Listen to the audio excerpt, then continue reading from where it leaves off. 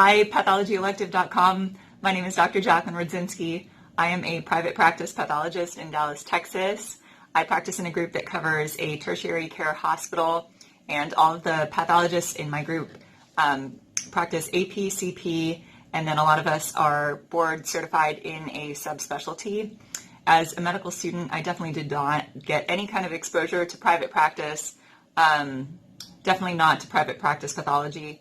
So I thought this video would be a helpful place to start to learn a little bit more about what I do during my day out in private practice path.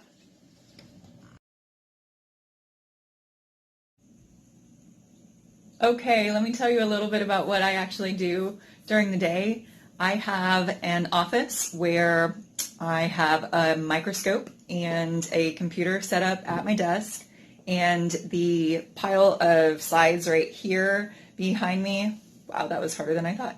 That is a stack of glass slides that all have like biopsies on them or tumors, and then my job is to dictate up some reports and put some diagnoses into those reports and get them into the computer and out into the system, like the EMR.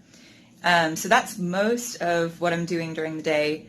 When I am on call, which is 3 days a week, probably about half of my day is all about getting interrupted and getting called away from my desk to go and handle questions where the surgeon during the operation has some kind of question that requires like an instant answer from Path. And so that's what call for a pathologist is like. That's called being on Frozen's. That's on call for pathology.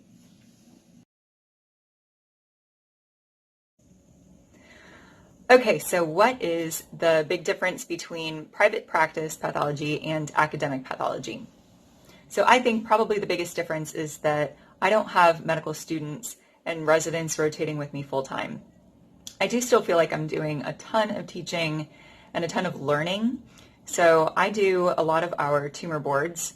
Obviously those are going to have the oncologists, the radiation oncologists, and the surgeons all attending, and all of us are learning from each other.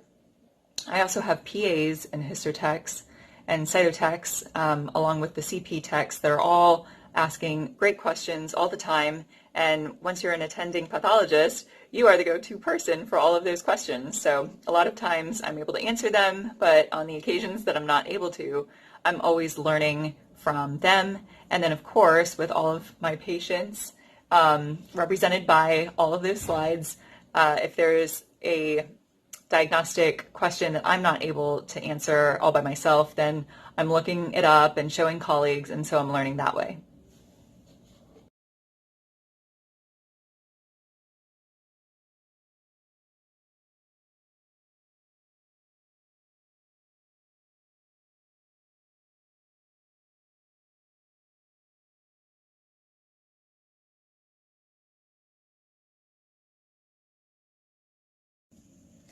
Okay, so that covers a lot of the basics. One other thing that I'll mention is that I am not writing up research papers right now. That doesn't mean that I'll never get back into doing any kind of research. Right now I'm doing 100% clinical service work, and I really feel like I've grown as a diagnostician. I'm definitely using all of my training, and I'm growing a ton as a new in-practice pathologist. I definitely didn't want to lose any of what I had worked so hard to learn in AP and CP. So it's been a really great experience for me. And I'd just like to say that I think that there's a place for everyone in pathology. And if you haven't found your place in medicine yet, you should really consider pathology, because there's something here that is special, and I wish that it wasn't such a secret. I've heard people say that pathology is the best kept secret. I'd like to tell more people about how great it is. So find me on social media or contact me through patholective.com. Take care of yourselves, and good luck with everything.